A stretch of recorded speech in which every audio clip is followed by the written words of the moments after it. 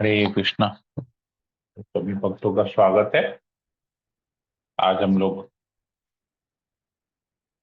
गजेंद्र की प्रार्थनाएं कुछ अध्याय में भागवतम के और आगे बढ़ेंगे। श्लोक नंबर 12 से आज हम पढ़ेंगे। तो हमने कल पढ़ा कि किस प्रकार गजेंद्र प्रार्थना करता है भगवान से कि वो भगवान को न मन से, न वाणी से, न अलग अलग क्रियाओं से प्राप्त किया जा सकता है। उनको अगर भगवान को प्राप्त करना हो तो केवल भक्ति योग ये एकमात्र उपाय है कि हम भगवान को प्राप्त कर सकें, क्योंकि भक्ति योग से ही हम दिव्य स्थिति में जाएंगे। दिव्य स्थिति में रहकर हम कर्म करेंगे और हम भक्तों को, हम भगवान को प्राप्त कर सकेंगे। तो आज श्लोक नंबर 12 में और हम आगे जाएंगे, इसमें गजेंद्र की प्रार्थनाओं में वो और क्या, किस प्रकार भगवान की स्तुति करते हैं। ओम अज्ञानतिमिरान्धस्य ज्ञानाञ्जनशलाकया चक्षुरुन्मीलितं येन तस्मै श्रीगुरुवे नमः। नमो विष्णुपादाय कृष्णप्रेष्ठाय भूतले श्रीमते भक्ति वेदांत स्वामिनिति नामिने। नमस्ते सरस्वती देवी गौरवाणी प्रचारिणे निर्विशेष शून्यादिपाश्चात्यदेशकारिणे वंशाकल्पतरुभ्यश्च कृपा सिन्धुभ्यैव च पतितानां पावनेभ्यो वैष्णवेभ्यो नमो नमः। जय श्री कृष्ण चैतन्य प्रभु नित्यानंद श्री अद्वैत गदाधर श्रीवासादि गौर भक्तवृंदा। हरे कृष्णा कृष्णा कृष्णा हरे हरे, हरे राम राम राम हरे हरे। श्री मंगलाचरण की जय। ओम नमो भगवते वासुदेवाय। ओम नमो भगवते वासुदेवाय। ओम नमो भगवते वासुदेवाय। श्रीमद् भागवतम प्रथम 8वां स्कंद, तीसरा अध्याय, श्लोक नंबर 12। गजेंद्र कहता है, मैं सर्वव्यापी भगवान वासुदेव को, भगवान के भयानक रूप नरसिंह देव को, भगवान के पशु रूप वरादेव को, निर्विशेषवादी का उपदेश देने वाले भगवान दत्तात्रेय को, भगवान बुद्ध को तथा अन्य सारे अवतारों को नमस्कार करता हूँ। मैं उन भगवान को सादर नमस्कार करता हूँ जो निर्गुण है, किंतु भौतिक जगत में सतो, रजो तथा तमो गुणों को स्वीकार करते हैं। मैं निर्विशेष ब्रह्म तेज को भी सादर नमस्कार करता हूँ।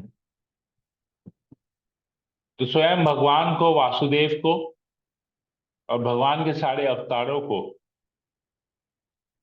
चाहे वो साकार रूप हो चाहे निराकार रूप हो,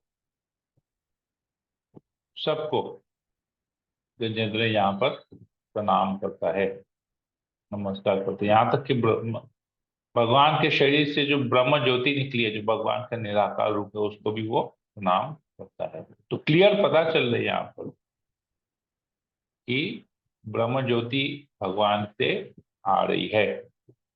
ब्रह्म ज्योति अंतिम स्तर नहीं है। ब्रह्म ज्योति के आगे भगवान का एक धाम है, जहाँ पर भगवान साकार रूप में, अलग अलग अवतारों के में भगवान एक साकार रूप में रहते हैं, अलग अलग वैकुंठ लोकों में। तात्पर्य प्रभुपाद जी लिखते हैं, अच्छा आप में से कोई तात्पर्य पढ़ लेगा इसको? हरे कृष्ण प्रभु, मैं पढ़ूं? हाँ पढ़ लीजिए। पिछले श्लोकों में बताया गया है कि भगवान निराकार होते हुए भी अपने भक्तों का पक्ष लेने तथा असुरों को मारने के लिए असंख्य रूप धारण करते हैं। जैसा कि श्रीमद् भागवत में कहा गया है, भगवान के इतने अवतार हैं कि वे नदी की लहरों की तरह है। नदी की लहरें निरंतर प्रवाहित होती रहती है, जिससे उन्हें गिन पाना संभव नहीं है। इसी प्रकार कोई यह गणना नहीं कर सकता कि कब और कैसे देश, काल तथा पात्र की आवश्यकताओं के अनुसार भगवान के विविध अवतार प्रकट होते हैं। भगवान शाश्वत रूप से प्रकट होते रहते हैं, जैसा कि भगवत गीता 4.7 में कृष्ण ने कहा है, यदा यदा ही धर्मस्य ग्लानिर्भवति भारत अभ्युत्थानम धर्मस्य तदात्मानं सृजाम्यहम्। हे भरतवंशी, जब जब धर्म का वास होता है और अधर्म का प्राधान्यता से उत्थान होता है, उस समय मैं अवतरित होता हूँ। भौतिक जगत में कृष्ण भावनामृत से विपद होने की सदा संभावना रहती है।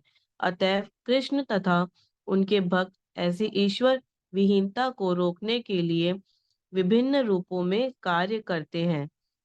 निर्विशेषवादी भी जो भगवान के ज्ञान स्वरूप पर बल देते हैं, भगवान के तेज में लीन हो जाते हैं।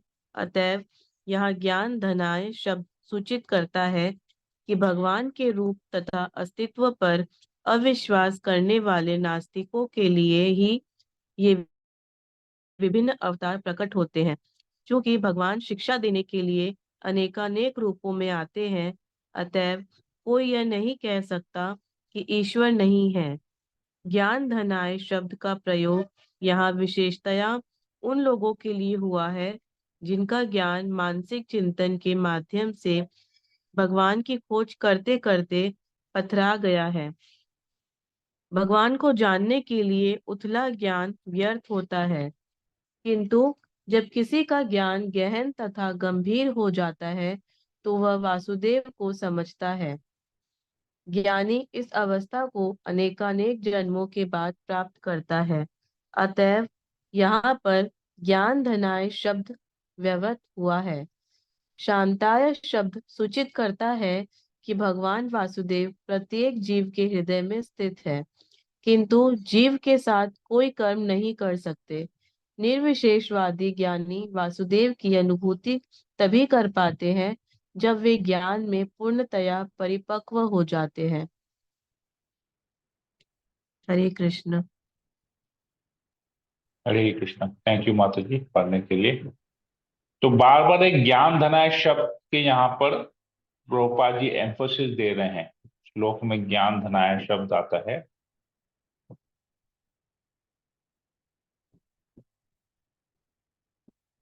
इसका मतलब यह है कि ज्ञान घनाय शब्द का मतलब है कि प्रभुपाद जी यहाँ लिखते हैं, ज्ञान घनाय शब्द का प्रयोग यहाँ विशेष उन लोगों के लिए हुआ है जिनका ज्ञान मानसिक चिंतन के माध्यम से भगवान की खोज करते करते पथरा गया है।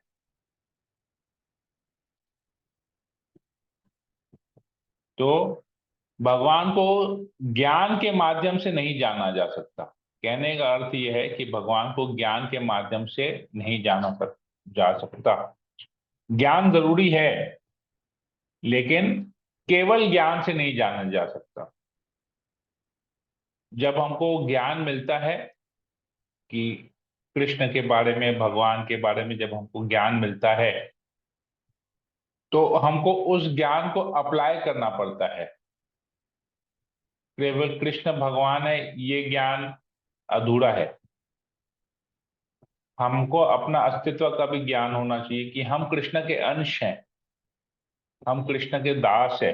जीवेर स्वरूप होए कृष्णेर नित्यदास। तो हमारा स्वरूप है कि हम भगवान के सेवक हैं, और उस रूप में सेवा भाव हमको उत्पन्न करना होता है, और हम उस प्रकार भगवान की सेवा करते हैं उस भाव से। तो उस भाव से जिस प्रकार हम भगवान की सेवा करते हैं तो उसको भक्ति कहते हैं। तो जब उस भाव से हम भगवान की सेवा करेंगे तो भगवान को क्या पसंद है उसके बारे में हम जानेंगे, भगवान की क्या इच्छाएं हैं उसके बारे में हम जानेंगे, भगवान क्या हमसे कहना चाहते हैं उसके बारे में जानेंगे, भगवान चाहते हैं हम क्या करें, कैसे करें, वो सब हम जानेंगे। तो उसके बाद उसी भाव से हम वो कार्य को करेंगे, उन सेवाओं को करेंगे, भगवान के उपदेशों का पालन करेंगे, आदेशों का पालन करेंगे। तो फिर हम भगवान के पास जा सकेंगे। तो केवल ज्ञान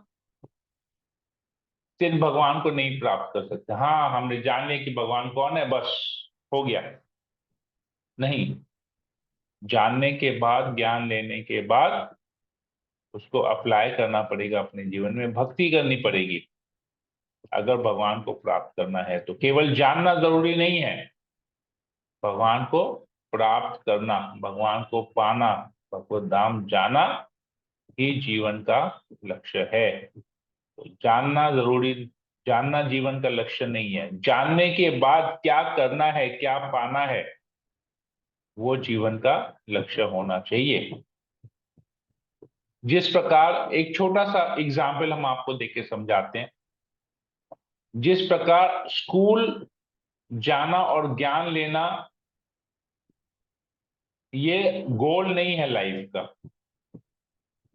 स्कूल जाके, कॉलेज जाके, पढ़ाई करके कुछ बनना, उस ज्ञान को जीवन में अपनाना, ये जीवन का लक्ष्य है। जैसे हम स्कूल गए, पढ़ाई किए, साइंस लिए, कॉलेज गए, इंजीनियरिंग किए, लेकिन उसके बाद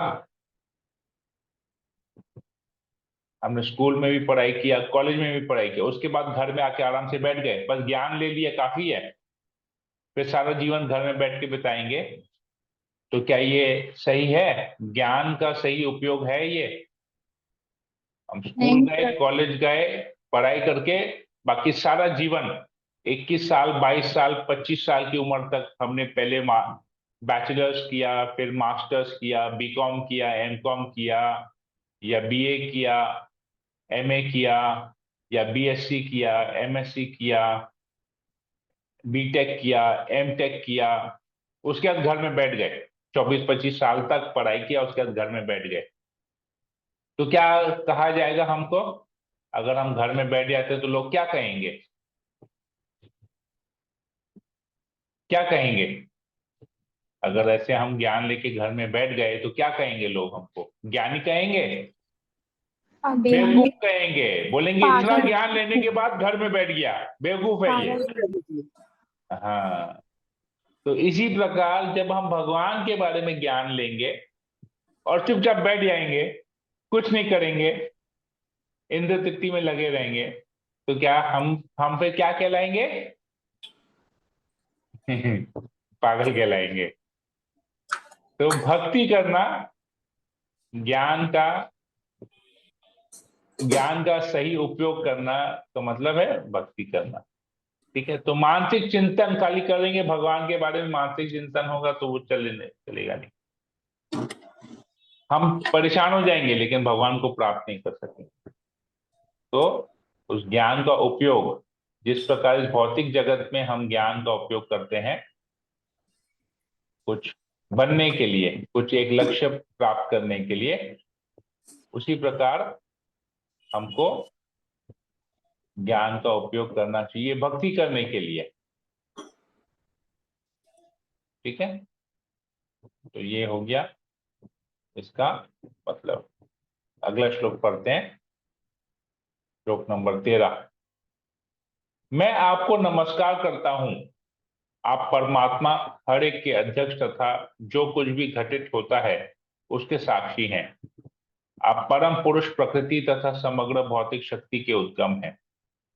आप भौतिक शरीर के भी स्वामी हैं, अतः आप परम पूर्ण हैं। मैं आपको सादर नमस्कार करता हूं।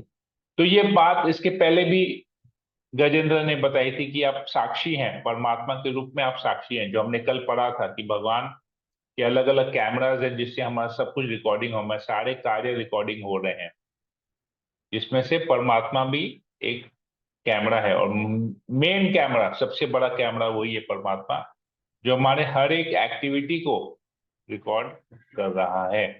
कुछ भी घटित होता है उसके वो साक्षी है, ही इज द विटनेस। अध्यक्ष भी हैं, ही इज द कंट्रोलर। वो सब कुछ देख रहे हैं कि यहाँ सब कुछ चल रहा है एकदम। वो परम पुरुष भी हैं, और तो जैसे हमने पढ़ा प्रकृति के 3 गुणों के ऊपर हैं, वो अधिष्ठाता हैं प्रकृति के 3 गुणों के। माया देवी उनसे ही आती है, उनकी शक्ति है। ये भौतिक शरीर के जो भौतिक शरीर जो जिस चीज से बना हुआ है, इस भौतिक शरीर की जित पृथ्वी, अग्नि, जल, वायु, आकाश, सब भगवान की शक्तियां हैं। तो इस भगवान की शक्तियों से जो शरीर बनाया है, तो ये शरीर भी भगवान ने का ही है। एक्चुअली भगवान इसी के स्वामी हैं। हम केवल इस शरीर का को मेंटेन कर रहे हैं ताकि इस शरीर के माध्यम से हम भगवान की सेवा कर सकें। भगवान भी ये शरीर भी भगवान का है। अगर हम इस शरीर को भगवान की सेवा में नहीं लगाते हैं तो हम, एक वर्ड आता है, जिस प्रकार आप अपने पास अपने घर में या अपने दुकान में या अपने ऑफिस में किसी नौकर को रखते हैं, सैलरी के बेस पे भी रखते हैं, क्योंकि अभी तो सैलरी छोड़ के तो कोई तो फ्री में कोई सेवा करता नहीं है किसी का। तो आप अगर उसको सैलरी दे रहे हैं, अपने घर में उसको रहला रहे हैं, खाना पीना भी दे रहे हैं, सैलरी भी दे रहे हैं, लेकिन वो काम नहीं कर रहा है आपका, तो आप क्या करेंगे उसके लिए? क्या कहेंगे कि ये क्या है? सैलरी दे रहे हैं, अपने घर में भी रहला रहे हैं और उसको खाना पीना भी दे रहे हैं, सब सुख सुविधाएं दे रहे हैं, तो क्या कहेंगे अगर वो आपका काम नहीं करता है तो? आपने अपने अपनी सेवा के लिए उसको रखा है, अपने घर के कार्यों के लिए उसको रखा है, तो अगर वो नहीं करता है तो क्या कहेंगे आप उसको? कामचोर है। तो ये भौतिक शरीर भी भगवान का दिया हुआ है, तो अगर हम इस भौतिक शरीर से भगवान की सेवा नहीं करते हैं तो भगवान तो कुछ नहीं कहेंगे। हमको खुद रियलाइज होना चाहिए कि हम क्या कर रहे हैं। जब कोई हमारे साथ ऐसे करता है तो हमको अच्छा नहीं लगता है। तो अगर हम ऐसा करें तो क्या भगवान को अच्छा लगेगा? हमको खुद सोचना चाहिए, सेल्फ एनालिसिस करना चाहिए, आत्मनिरीक्षण करना चाहिए कि क्या हम जो कर रहे हैं ये इस भौतिक शरीर को पाके इंद्र तृप्ति में डूबे हुए हैं, भगवान की सेवा नहीं कर रहे हैं, गुरु के आदेशों का पालन नहीं कर रहे हैं, तो क्या हम सही कर रहे हैं? हम बोल देंगे अरे प्रभु हमारे अंदर तो प्रभुपाद ने इंजेक्शन डाल दिया है, कृष्ण कॉन्शियसनेस का, कृष्ण भावनामृत का इंजेक्शन डाल दिया है, लेकिन ना हम जप नहीं करते हैं। हमको पता है कृष्ण भगवान है, लेकिन हम सेवा नहीं करेंगे, हमसे होता नहीं है। तो क्या ये सही है?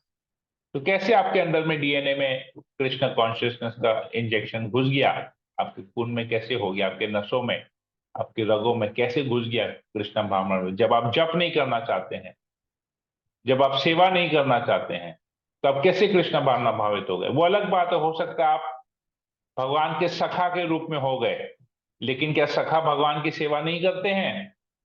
हो सकता है भगवान के माँ बाप के रूप में वात्सल्य भाव में चले गए हो। भगवान के माँ बाप भगवान को अपने बच्चे के रूप में ट्रीट करते हो, क्योंकि क्या माँ बाप भगवान की सेवा नहीं करते हैं? हो सकता है भगवान से माधुर्य रस में चले गए हो, दास्य रस नहीं हो अभी आपका, भगवान का माधुर्य रस हो, भगवान के प्रेमी हो। तो क्या भगवान के जो प्रेमी हैं, जो गोपियां हैं, वो क्या भगवान की सेवा नहीं करती हैं? वो भगवान को खुशी नहीं करना चाहती हैं? वो लोग कोई प्रयास नहीं करती हैं? और हम कहेंगे नहीं, बस हम नहीं करेंगे। तो समझना पड़ेगा, बहुत समझना पड़ेगा कि हम क्या बोल रहे हैं, क्या कर रहे हैं। हमारा जो वाणी है और हमारा जो आचरण है, क्या वो मैच खा रहा है? तो बहुत जरूरी है। तो यह यही चीज यहाँ पर हमको जो शिक्षा मिलती है कि इस भौतिक शरीर के स्वामी हैं, लेकिन हम इस भौतिक शरीर को नहीं यूज करते। तो प्रभुपाद जी एक यहाँ पर तात्पर्य में लिखते हैं, प्रकृति से न जाने कितने तरह के जीव प्रकट होते हैं, जिनमें जलचर, पेड़ पौधे, कीट, पक्षी, पशु, मनुष्य तथा देवता सम्मिलित हैं।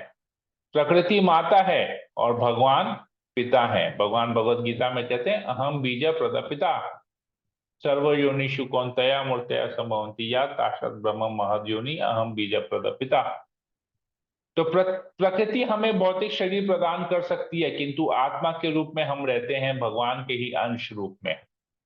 इसकी पुष्टि भगवत गीता में भी हुई है 15.7, ममेव अंश जीवलोके जीव पुत्र सनातन। जय जीव ईश्वर का अंश होने के कारण इस भौतिक जगत की उपज नहीं है। अतएव इस श्लोक में भगवान की आत्म मूल अर्थात प्रत्येक वस्तु का मूल स्रोत कहा गया है। ये सारे जीवों के बीज रूप हैं, बीजम माम सर्वभूतानाम। तो आत्मा भगवान से आया है और शरीर भौतिक प्रकृति से आया है, और भौतिक प्रकृति किससे आया है? भगवान की शक्ति है। तो सब कुछ भगवान का ही है, आत्मा भी भगवान का अंश है, शरीर भी भगवान की शक्ति है। तो दोनों ही रूप में हमको भगवान की सेवा करनी चाहिए। ये कृष्णा। तो 14 नंबर श्लोक एक बार कर लेते हैं। हे भगवान, आप समस्त इंद्रिय विषयों के दृष्टा हैं। आपकी कृपा के बिना संदेहों की समस्या के हल होने की कोई संभावना नहीं है। यह भौतिक जगत आपके अनुरूप छाया के समान है। निस्संदेह मनुष्य इस भौतिक जगत को सत्य मानता है, क्योंकि इससे आपके अस्तित्व की झलक मिलती है। बहुत इंपॉर्टेंट पॉइंट है और थोड़ा सा डिफिकल्ट है समझने में, तो पर हमको समझना भी बहुत जरूरी है ये कि यहाँ पर क्या कह रहे हैं गजेंद्र। आप समस्त इंद्रिय विषयों के दृष्टा हैं। तो प्रभुपाद जी इसको तात्पर्य में समझाते हैं किस प्रकार, देखते हैं। इस श्लोक का भावानुवाद इस प्रकार होगा। इंद्रिय कर्मों के विषय वास्तव में आपके द्वारा देखे जाते हैं। आपके निर्देशन के बिना जीव एक पग भी आगे नहीं बढ़ सकता। जैसे कि भगवत गीता में पुष्टि हुई है, सर्वस्व चाहम हृदय सन्निविष्टो मत्तस्मृति ज्ञानम अपूर्णम च। आप हर एक के हृदय में स्थित हैं और आपसे ही स्मृति तथा विस्मृति आती है। छाये व यस्य भुवनानि विभर्ति दुर्गा।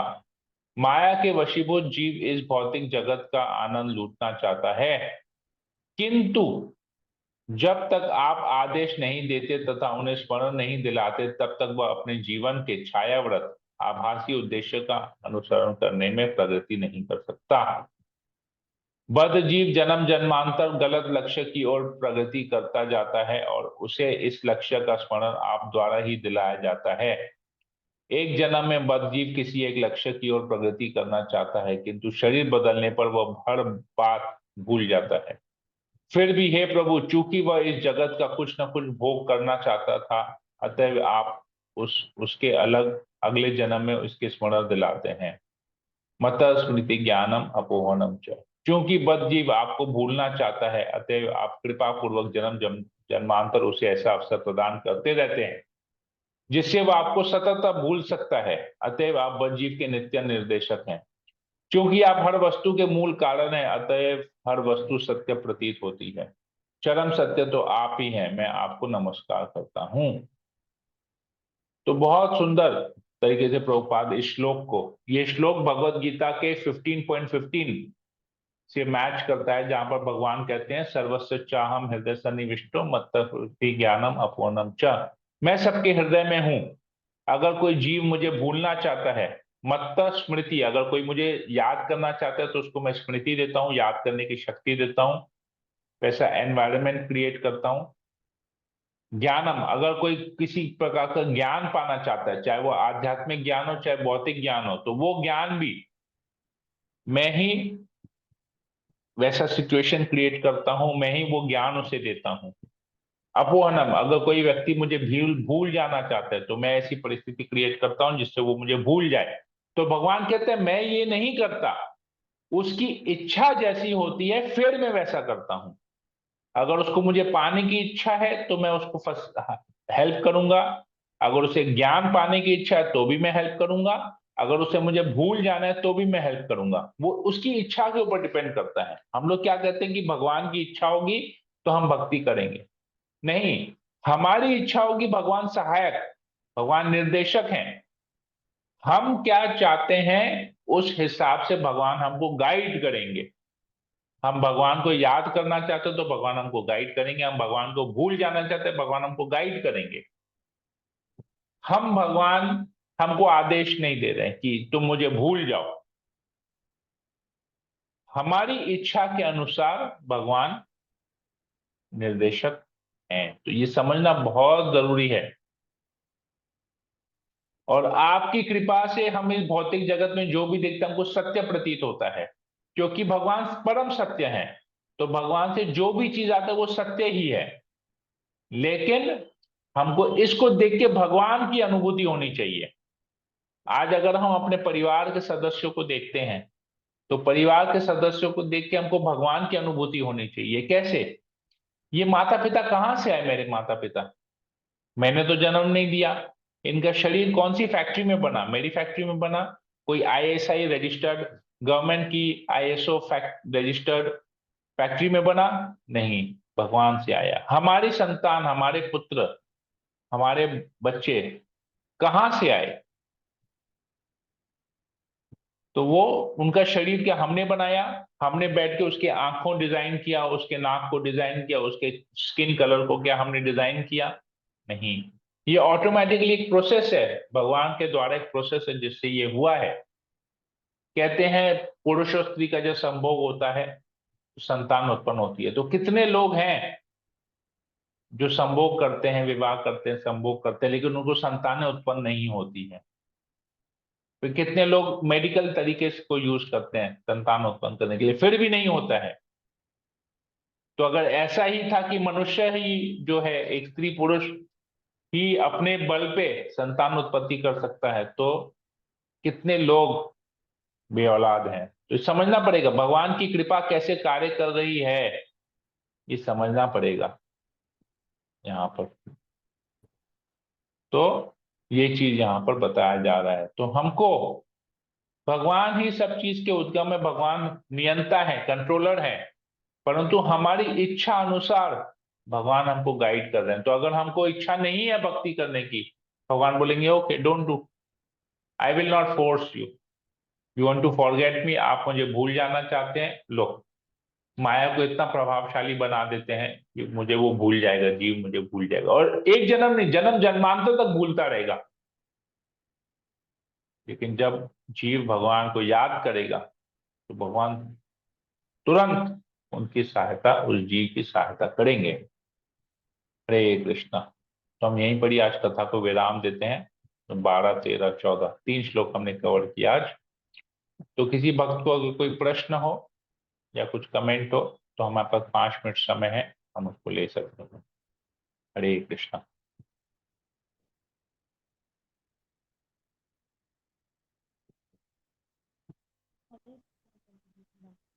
आशा रानी माता जी। जी, इसमें जो एग्जाम्पल दिया है कि हम लोग आपका आवाज बहुत कम आ रहा है। अच्छा, एक मिनट मैं चेक कर लेता हूँ सर मेरा। नहीं, आवाज नहीं आ रहा। हरे हरे कृष्णा। कृष्णा। ओके, हरे कृष्णा। बोलिए माता जी। मैंने इसमें जो आपका आवाज एग्जाम्पल दिया बहुत है। कम है माता जी, मुझे पता नहीं आपके उसमें कुछ प्रॉब्लम होगा। और किसी को सुनाई दे रहा है माता जी क्या बोल रही हैं? नहीं प्रभु जी। ओके, जी तो आवाज कृष्णा। कम है तो आपको थोड़ा सा देखना पड़ेगा। अभी आ रहा है? जी प्रभु जी, हाँ, आ ठीक आ आ रहा है रहा है। माता जी ठीक आपकी आ आवाज। रहा है, ठीक आ रहा है। प्रभु जी, इसमें बताया गया है कि जैसे हम भगवान को हम भूल जाते हैं, फिर वो जन्मों जन्मांतर तक हम लोग भूल भूल जाते हैं, क्योंकि हम लोग को उस चीज का याद नहीं रहता है। फिर उसके बाद हम लोग को कुछ ऐसी चीजें याद आती हैं कि जिसकी वजह से हम लोग भगवान को फिर से उनकी भक्ति में, उनकी साधना में लग जाते हैं। तो वो सब उनकी कृपा से ही होता है। तो इसका मतलब कि हम्म। हम लोग कि इतने टाइम से हम लोग को भूले हैं, पता नहीं कितने जन्म से हम लोग भूल गए थे, और अभी तक जो हम्म। भी है इतना हम्म। हम लोग को याद ही नहीं था। तो हम्म। फिर उनकी कृपा से ही हम लोग को, मतलब कि इतनी अच्छी तरह से हम लोग को ऐसा, मतलब कि डिवोटीज मिल गए, ऐसा मतलब कि उनको हम्म। इस्कॉन में प्रभावित हो गए, कि वो सब उनकी कृपा से ही हुआ है कि इतने सब। हमारी इच्छा इसमें जरूरी है। उनकी कृपा तो 24/7 कृपा बरस ही रही है। हाँ हाँ। हम उस कृपा को कैसे ग्रहण करते हैं? जैसे गजेंद्र अलमस्त था, अपने परिवार को लेके खुश था, लेकिन वो जब मुसीबत में पड़ा तो मुसीबत में पड़ने के बाद उसने भगवान का स्मरण किया और भगवान की कृपा उसको मिली। तो हम भी अपने से किसी स्ट्रांग पर्सन से जब मदद मांगते हैं, जो हमको हमारी मदद करता है, तो हमको जब इच्छा हो, हम जब वैसे परिस्थिति में आते हैं, तो हम अगर प्रार्थना करते हैं तो फिर भगवान की कृपा हमको मिलती है। भगवान, मैं बोला भगवान स्वयं नहीं आएंगे, अरे मुझे याद करो, मुझे याद करो, मुझे याद करो, भगवान आके आपको बोलेंगे मुझे याद करो, मुझे याद करो, मुझे याद करो, नहीं, देखो मैं भगवान हूं, नहीं। और उनको अनलिमिटेड वस्त्र प्रोवाइड किया। दुनिया का सबसे बड़ा साड़ी बना होगा उस दिन, जब कृष्ण ने अनलिमिटेड उनको मटेरियल सप्लाई किया। तो कहने का अर्थ ये है कि भगवान भक्त वत्सल है। जब तक हम भक्ति भाव से, असहाय भाव से भगवान को याद नहीं करेंगे, तो भगवान भगवान की कृपा तो ऐसे प्रकृति के माध्यम से भगवान की कृपा हमको मिल रही है। हम भगवान की कृपा देखना नहीं चाहते हैं, एक्सेप्ट नहीं करना चाहते कि ये भगवान की कृपा है। जैसे हम सूर्य देखते हैं, सूर्य को देख के भगवान का याद आता है, चंद्रमा को देख के भगवान का याद आता है, वेदर को देख के भगवान का याद आता है, प्रकृति को देख के, इतनी सुंदर प्रकृति है उसको देख के भगवान का याद आता है? नहीं आता है। समझना पड़ेगा हमको how this material nature is working. ये प्रकृति, भौतिक प्रकृति किस प्रकार कार्य कर रही है, भगवान के निर्देशानुसार किस प्रकार भगवान के निर्देशन में कार्य कर रही है। हम भूल जाते हैं, बार बार बार बार बार बार भूल जाते हैं। दिन में हम कितना बार, कितनी चीजों को देख के हमको भगवान का स्मरण आता है, हमको आत्मनिरीक्षण करना पड़ेगा। कितनी चीजों को देख के भगवान का स्मरण आता है, कितना समय के लिए आता है, बहुत बड़ी बात है ये। जब स्मरण नहीं आ रहा है तो मतलब हम उसको भगवान से अलग होकर देख रहे हैं, और भगवान से अलग होकर देखना मतलब हमारी चेतना ठीक नहीं है, हमारा ज्ञान ठीक नहीं है। भगवान सब, गजेंद्र बोल रहे हैं कि भगवान इस सब चीज के उद्गम है, तो हम कैसे किसी चीज को देख के हम भगवान को स्मरण नहीं कर पा रहे? तो हम भगवान को भूल रहे हैं ना। तो भूल रहे हैं तो भगवान उस फैसिलिटी प्रोवाइड कर रहे हैं कि ठीक है, तुमको हमको याद नहीं करना है, तुम उसको भौतिक दृष्टि से देखो, तुमको आध्यात्मिक दृष्टि चाहिए, अगर तुम उसमें मुझे देख पाते हो, डाइनिंग टेबल पे बैठे हो, चेयर में बैठे हो, लकड़ी का चेयर है, वो मेरी शक्ति है, प्रकृति से आई है, प्रकृति मेरी शक्ति है, तो देखो, मुझे समझो, मुझे स्मरण करो, नहीं करना है मत करो। ठीक है, क्लियर हुआ? आशा माता जी, हमारी इच्छा, हमारी इच्छा बहुत ज्यादा जरूरी है कि हम अपनी इच्छा से उसको, उसमें भगवान को देखना चाहते हैं कि नहीं, भगवान को स्मरण करना चाहते हैं कि नहीं। That is very necessary.